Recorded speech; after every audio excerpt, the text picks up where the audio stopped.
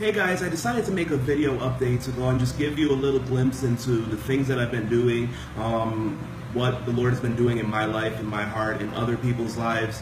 In the first 3.5 weeks that I was here, I got a chance to go to Rio and spend time inside of a school that far exceeded my expectations.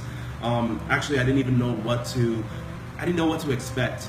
I came here just obedient to the Lord and asking Him, God, do something radical to go and change my life. And the Lord did that and showed up in a huge way.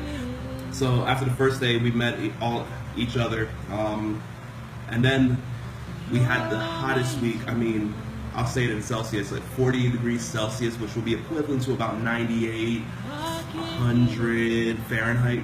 And the first week it was just so hot, mosquitoes, whoa, like my body was just reacting in weird ways. We lost power for the first 4 days, and in my head I'm like, oh man, I want to go home, I want to go home, I want to go home. So we're sleeping in our sweat, and I'm like, Lord, like seriously, like why do I have to go through this? And I saw the Lord was just like kind of just like breaking like my mindsets and my comfort zones, and just the school got intense immediately, like from day one, and it got really real. And this was just like a little taste of what life is really like here in a third world country.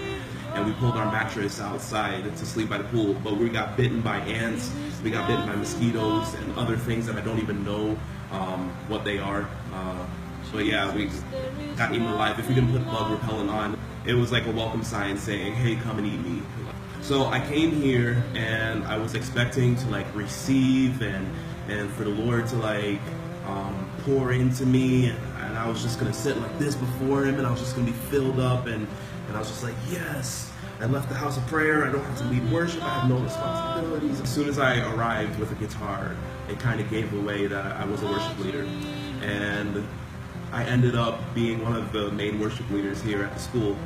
And I felt like the Lord did something new inside of me when it came to worship. To be honest, I was asking the Lord, like, hey, should I put down worship? Should I put down doing that for a while? And then God said, nope, you're going to lead worship. And I said, okay. And from the first time that I led worship, something was done inside of me where it wasn't me just pouring out and emptying myself before people. It was an exchange between me and God, and the Lord was showing me that worship could be refreshing, and it could breathe life into me as I am pouring out to other people. Like the Lord took me out of the house of prayer, where we have great equipment and in-ear monitors and everything that I could imagine.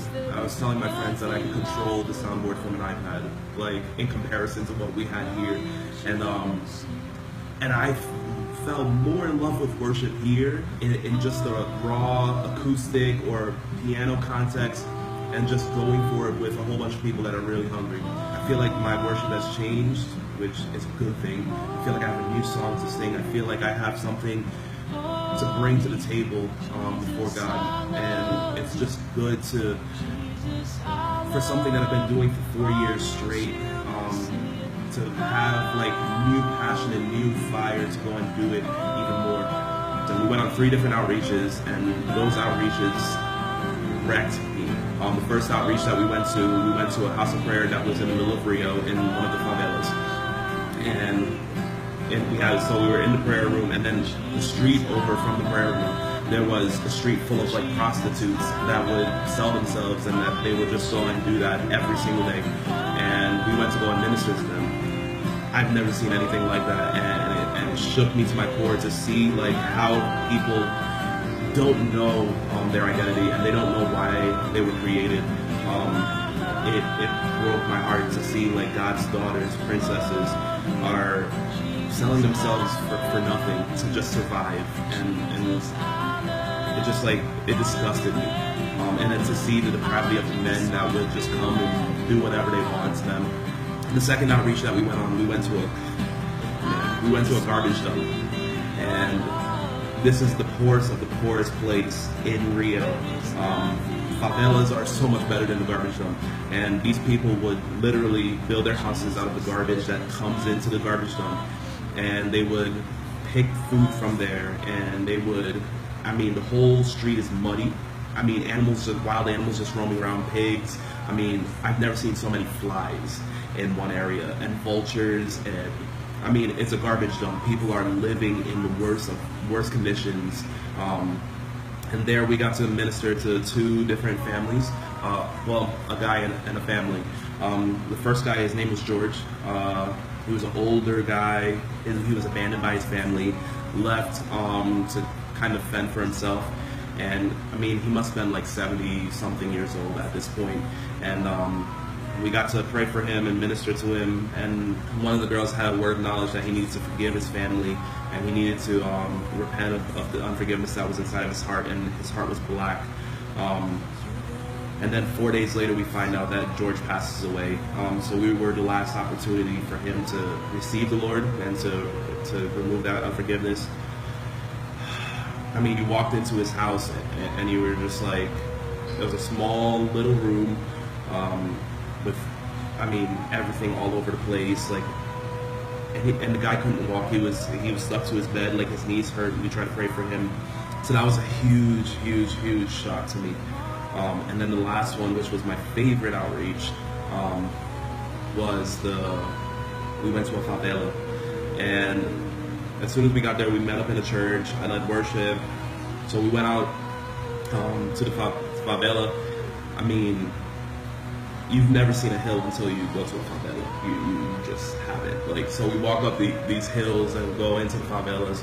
And I mean, I guess like the hardest part was that like there was a language barrier for me. But we went into this guy's house, and he was walking with the Lord like earlier in his life, but he got a divorce, and then he walked away from the Lord. And as we approached him and talked to him, we asked if we could pray for him, and he brought us inside of his house, and we held hands and we prayed for him. And he was saying that I need to give my life back to the Lord, and the Lord is calling me back to him. So he got saved, and he's super excited. Another thing that we did was that we went onto a soccer field where kids were playing, I guess like a little league was playing soccer, and the coach sat them all down for us, and we got to preach the gospel to them. And we had a couple of them, like we held hands in a big circle and we prayed for them. And we had a kid come up to us, the smallest kid, like we asked, does anybody need prayer? And he raises his hand, like just like the little hand, and he comes over and we just prayed for him. So it was just cool to be able to just experience some of that and see that people are hungry and they just need love. And I realized that, like, despite like the language barrier or me not knowing how to speak Portuguese that well, if I can communicate my love to people, which you don't really need words for, people will receive that, and it makes the biggest difference. God has made each one of us to go and be a light wherever we go. It doesn't matter if it's in Brazil, it doesn't matter if it's across the world in Africa or in Australia or India. The Lord has called us to shine now, and He's called us to be a light right where we are. This is one of the darkest hours in human history, and we're called to shine brightly, not to put the lampshade over us and to block the light that we have inside of us, but to shine it brighter than ever before. It's been a wake-up call for me. It's been an eye-opening experience for me in Rio.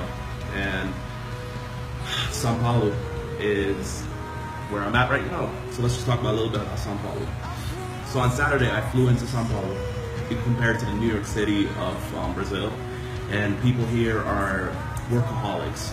It's either you work really, really hard or you're like homeless and poor. Like there's no in between, like there's no part-time here. Everybody's just all or nothing. Like either you're working like nonstop or you're just doing nothing with your life.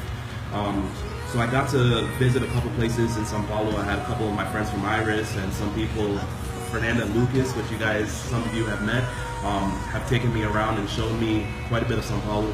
And I just got to say, wow. I mean, the culture here is very fast-paced. Everybody's trying to get somewhere. Rio is a little bit more laid back, and people work, but they get to enjoy the beach, and they have like a laid-back life. Whereas São Paulo is like very fast-paced and less. Got to get everything done, and subways, and I was just like blown away when I drove into São Paulo and you see like all the skyscrapers and the buildings. It's just insane. So I've been seeing São Paulo and getting a feel for it. I went to one of my friend's small groups where the Lord showed up and met us there. It was about like 15 to 20 people there from her church. 3 people come and walk up to me. And one guy just says, hey, I don't know why, but I feel like I need to hear your testimony. So I get to share my testimony with him. He speaks English, thank God. Him and his twin, and then his twin's girlfriend. They speak English. So I'm like telling him my testimony, and the guy just like, you can see like something's like shifting in his mind and in his heart, and he's just like kind of on the verge of tears, and he's like, I don't know, I'm not gonna tell you anything in my life. I just feel like you need to pray for me right now. So I'm like, okay. I go and I pray for him right now. So I pray with the 3 of them, and the Lord showed up, and my jaw dropped. And I was like, here I am, just thinking I'm attending a small group, and I'm just meeting some people here in São Paulo, and the Lord breaks in. I was like, if the Lord sent me to Brazil just to go and have that moment, I would be completely satisfied, because you can see that the twins that I was talking to, that their lives were completely changed. So Thursday I went to a barbecue with Fernanda and Lucas, to a couple of their friends, and I'm thinking, okay, I'm just gonna sit in the corner and I'm not gonna really talk to anybody. But the one thing I found out in Brazil is that if you can speak a little bit of English in Brazil, they want to practice their English. So I became like the center of like entertainment between the guys. So like everybody was talking to me. I probably didn't stop talking for the whole 4 or 5 hours that we were there. And we started talking about like different things that the Lord is showing, and I got to like kind of speak into just some of the things that are going on in Brazil. The Lord has something specific and a sound, a very unique sound in Brazil. And what would it be like if Brazil learned to release their own sound of worship and of intercession and crying out for the heart of God to be brought here to Brazil. Yeah, I got to make a lot of good connections with a lot of awesome people here, and so much more for me. And while I'm here for 2.5 more weeks. I'm going to the capital, Brasilia, on Sunday, and I will be spending a week there, going to a couple of different churches from my friends in Iris, and seeing what the Lord has in store there. And then I will be coming back for my last week from the 15th to the 23rd, and I fly up the 23rd, and I'll be going to Vinhedo, and I will be meeting up with our beloved Mikael and Dinah, and they have a whole week of ministry planned for me. So I'm excited to see what God is going to do there and what He has in store. It's going to be awesome. So please keep praying for me. I am here for another 2.5 weeks. Just pray for health, finances, just to make sure that I have enough of everything. If you feel like giving, you still can give online, and you can reach out to me on Facebook if you have questions on how to give. Yeah, just pray that the Lord has His way in these next 2.5 weeks, and that what He wants to accomplish through me will be accomplished, and what He wants to do inside of me will also be accomplished, so that I can come back fiery and ready to serve again in New Jersey, and to hear His heart for what He has in store for me. So I love you guys. It's been great talking to you, and I hope to see you very, very soon.